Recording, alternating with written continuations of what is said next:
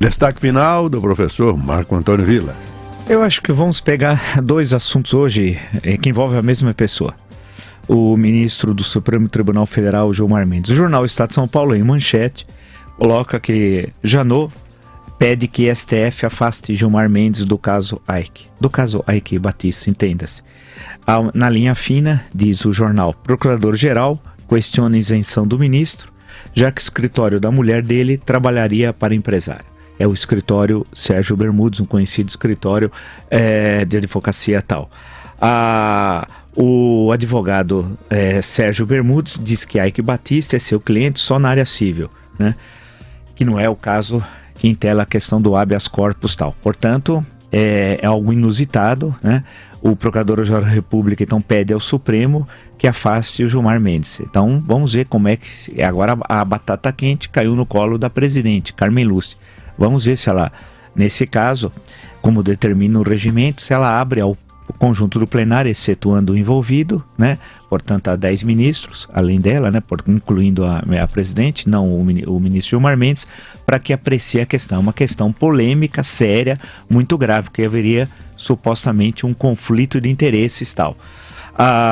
Da mesma forma, um outro jornal aqui de São Paulo, a Folha de São Paulo, numa entrevista polêmica que ocupou uma página inteira, a jornalista Mônica Bergamo, na entrevista, o ministro Gilmar Mendes, e a manchete da entrevista é: Lava Jato faz, entre aspas, só entre aspas, reféns, fecha aspas, né, para tentar manter apoio da população, disse o ministro Gilmar Mendes. O mesmo ministro critica o prolongamento de prisões provisórias e a presença dos investigadores da operação na mídia. Isso daí, evidentemente, é uma coisa muito grave, porque ele diz que existem ministros covardes, há juízes covardes no STF, né? Porque ele faz uma citação do Rui Barbosa. É bom lembrar que o Rui, não custa relembrar, nunca foi ministro do Supremo, tal. O Rui, durante toda a sua longa vida política, foi, durante a República, senador pela Bahia, quase que ininterruptamente, até sua morte em 1923. E durante o Império chegou a ser, vamos chamar de deputado federal, não era essa a expressão, mas era eleito pela Bahia uma vez tal. E recebeu até um título do Império de conselheiro por participar da reforma educacional na década de 80. Mas o que interessa é que ele cita uma frase do Rui Barbosa, dizendo assim: o bom ladrão salvou-se, mas não há salvação para o juiz covarde e tal. E aí a jornalista, pegando a bola, claro, há juízes covardes no STF? Ela pergunta, e responde o ministro Gilmar Mendes: quem age temendo esse tipo de pressão, obviamente não tem estatura para estar no Supremo. Ou seja, há uma insinuação que no Supremo tem juiz covarde. Você pode dizer assim: não, isso não se aplica ao Supremo. Não foi o que ele respondeu, né? O ministro respondeu. Vamos nos ater à sua resposta.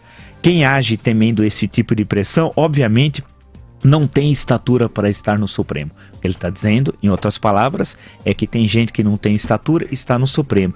E provavelmente há uma referência indireta ao Fachin, ao ministro Fachin, porque em outro momento da entrevista ele dá uma pancadinha de leve, uma cotovelada no ministro Fachin, dizendo que não é usual você apresentar um habeas corpus ao plenário, que é a questão que envolve Antônio Palocci. Você primeiro consulta a turma e depois apresenta ao plenário, e que ele não fez isso tal. Em suma, a guerra está instalada, né? A cada dia a tensão vai aumentando. Como eu tenho insistido, o impeachment não encerrou a crise política. O impeachment abriu a crise política. Inclusive, e para concluir, o Supremo Tribunal Federal, sob impeachment, agiu muito mal. Em todo o processo de impeachment, tomou atitudes absolutamente inconstitucionais. E concluiu o processo de forma inconstitucional. O seu presidente, então, Ricardo Lewandowski, fatiou o infatiável. E sabe o que aconteceu com o Supremo na questão? Sequer apreciou a decisão inconstitucional, aquela que permitiu o impeachment, mas manteve os direitos políticos de Dilma Rousseff. Em suma, as duas questões que envolvem Gilmar Mendes. Num jornal, a questão solicitada por Rodrigo Janot, que ele se afaste do caso Eike Batista. E a entrevista ao jornal Folha de São Paulo deixa o clima ainda mais tenso. Vamos ver onde isso vai terminar.